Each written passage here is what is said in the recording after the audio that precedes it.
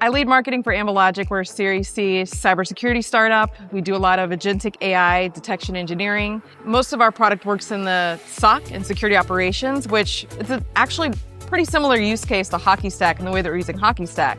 And before Anvilogic, I was the head of marketing for Unit 42, which is a division of Palo Alto Networks. It's the threat intelligence, incident response. Worked a lot in security operations there, but I've been in cybersecurity for the past 15 plus years, and I love it. I would never want to leave it. So whenever I joined Anvilogic, my marketing operations pro, Candace, and I started evaluating the entire tech stack. We originally started off, we inherited 6 Sense. We were trying to make reporting and HubSpot work, but we were facing pretty significant challenges. I think on the 6 Sense side, I've used that at other companies. I've used other ABM type of platforms, but the tier that we had purchased or that the previous marketing leadership had purchased just didn't give us a lot of the features that we actually needed to use the platform for. It was hard to implement from a sales perspective. Sales wasn't really using it. So we knew that we needed more than just, identifying which companies land on our webpage. So we were looking for more of a modern tool and thinking about, which startups are trying to solve this problem, and Hockey Stack kept coming up over and over again. We started off using Hockey Stack more for reporting and trying to identify what's working in marketing, which campaigns are working, and not just campaigns and channels in a silo, but how are the different channels working together whenever we would launch any kind of marketing campaigns. So starting with the not only attribution, but really understanding what's working. Our product marketing team uses it whenever we do a big launch. We can identify, what type of accounts, if they're in our ICP, are engaging with our campaigns. How is that influencing pipeline, influencing revenue? And our demand gen team uses it, especially for our paid media programs. Whenever we're running LinkedIn campaigns or Google ad campaigns or even Reddit campaigns, we're able to identify, who is engaging with those campaigns, which signals are being sent to Hockey Stack so that we can identify and make sure that we have the right targets, and also maybe someone's in market to buy that we didn't know about before. And we take all of those signals together and put them in one location so that we can help our team try to prioritize the accounts that we're going to go after and when they're going to be following up. So we started using it more, not so much as attribution, because we were kind of past an attribution war at our company. That's not what we're about. We're more about being very data-driven to identify what's working. So we could take, a customer that we had won and very quickly look at the entire customer journey of everything that happened. And I think that's what really wowed my team at first whenever we were, looking at who's solving this problem and evaluating our tech stack.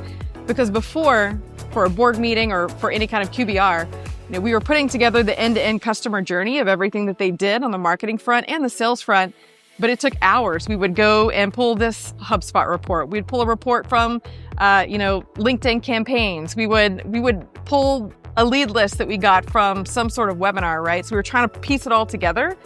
And with Hockey Stack, it was one single account that you could click on. You could look at it by person, you could look at it by account level, and it just told you the whole entire history in one screen, one location, and that was really powerful for us. Then we started looking at some of the reporting of, okay, here's a closed won account. What were all of the marketing touch points that we had? Which different channels work together to progress that deal further down the funnel and to a closed won? So then we can identify what those behavioral patterns are and then repeat that so we can optimize the customer journey so that, we're continuously progressing deals and we're not investing in channels that aren't working. And then eventually though, so as I said before, product marketing is using Hockey Stack to be able to identify what's working in a launch. What are the channels that work in a launch? How is that launch impacting revenue, impacting pipeline? But then we started thinking about futuristically, how do we want to go to a signals-based approach? Because we're not doing MQLs and lead gen and whatnot. So moving to a signals-based approach, we started thinking, how do we aggregate all of these signals of our buyers that are interacting with all of our marketing campaigns, all of our touch points that we have? And then how do we take that next step beyond just aggregating all of the data and the signals and having reports? And that's why I'm really excited about the new feature Hockey Stack's come out with AI workflows. So now how can we use AI agents to basically identify those signals and then run the playbooks to where it will automatically enroll some of those contacts in an account in outreach for our SDR team to then follow up on. So we were an early Hockey Stack customer, and I feel like your customer success team has been in the trenches with us for every question that we had. Lily has been phenomenal. Finally got to meet her today. Hey, Lily. She was our first person that was assigned to our account, and even Bugra, even your CEO is on top of it, like diving in and checking in to make sure that everything's okay. If we have a problem, he's technical enough that if he's the one that sees it, he's willing to dive in, get his hands dirty and fix it real quick. I think it's a learning opportunity too for Hockey Stack, because you take a lot of pride in being able to identify what those problems are so that you can build it back on the roadmap. But in general, on the customer success side, we're a startup as well. So we're always trying to identify what do the customers love, which features do they love, and anytime that we run into any kind of issue whatsoever, right, our customer success team is on it in the trenches in Slack with our customers as well. So every tech stack isn't going to be perfect, especially for startups. But what we value in Hockey Stack is the innovative approach that you're taking, and that's the direction that we want to go. And if we run into any hiccups, then we're constantly on Slack with a customer success team. No matter 24 hours a day, it feels like they're willing to dive in and make it work for us as well. I think a lot of the more innovative marketing teams, it's not just moving away from a lead gen model and accepting, creating demand and driving demand and converting demand, but it's really brand is important, we all know that, but we're moving more to a signals-based go-to-market selling motion. So how can we take a data-driven approach to doing that? And I think taking an AI-first tech stack approach to your entire go-to-market function, especially in marketing, but your entire go-to-market function is critical.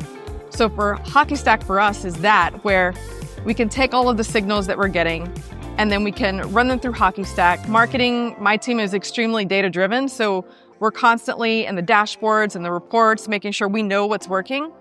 But sometimes our sales team can't always be in the data as much as we are. So that's why we're pretty excited about AI workflows, because this will automate a lot of the data that we already know and that we would be escalating to them anyway in a Slack channel. Hey, check out this account.